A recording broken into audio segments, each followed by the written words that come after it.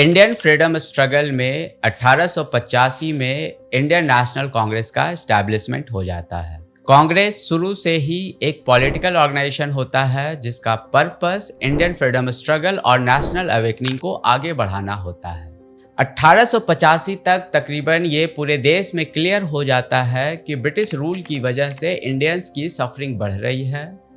Poverty और hunger जैसे issues British के गलत पॉलिसीज की वजह से हो रहे हैं। इकोनॉमिक क्रिटिक्स के थ्योरी नेशनलिज्म के फीलिंग को और स्ट्रॉन्ग करती है इंडियन मासेस में। पीछे के अगर इवेंट्स ऑब्जर्व करें, जैसे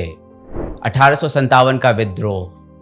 बहुत सारे जो रीजनल ऑर्गेनाइजेशन हैं like British India association, Poona सार्वजनिक सभा, मद्रास महाजन सभा, तो ये सारे ऑर्गेनाइजेशन और जिस तरीके से इश्यूज पे लोग जुड़ रहे हैं, ये एक समय था कि इंडिया को अब एक पैन इंडिया ऑर्गेनाइजेशन चाहिए था जो इंडियन मासेस के प्रॉब्लम को ऑब्जर्व करे, एनालाइज करे, सॉल्यूशन निकाले और इंडियन मासेस के प्रॉब्लम को ब्रिटिश के सामने रखे ताकि ब्रिटिश वैसा पॉलिसी बनाए जो इंडिया के फेवर में हो। तब जाके 1885 में समझिए इंडियन नेशनल कांग्रेस एस्टैब्लिश होता है। But at the same time जो इनिशियल फाउंडर हैं इंडियन नेशनल कांग्रेस के, उन्हें इस बात का भी ध्यान रखना है कि नेशनलिज्म अभी जस्ट बिगिनिंग फेज में है इंडिया में,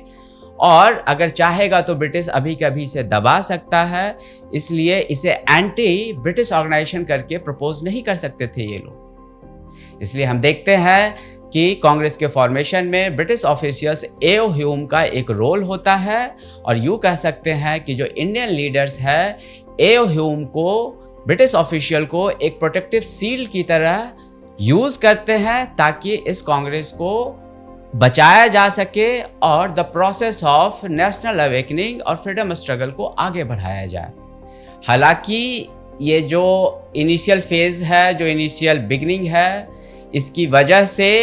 आगे चल के कुछ कंट्रोवर्सीज भी आते हैं। जैसे कांग्रेस को बोला जाता है कि Congress was the brain child of Lord Dufferin, या Congress was the safety valve जो कि ब्रिटिश के अगेंस्ट जो इंडियन मासेस का एंगर है उसे पीसफुली रिलीज कर सके।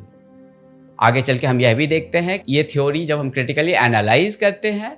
तो ये गलत साबित होते हैं, एंड ओवर द पीरियड हम लोग सभी ऑब्जर्व करते हैं कि इंडियन नेशनल कांग्रेस का इंडियन फ्रीडम स्ट्रगल में एक बहुत ही बड़ा योगदान होता है।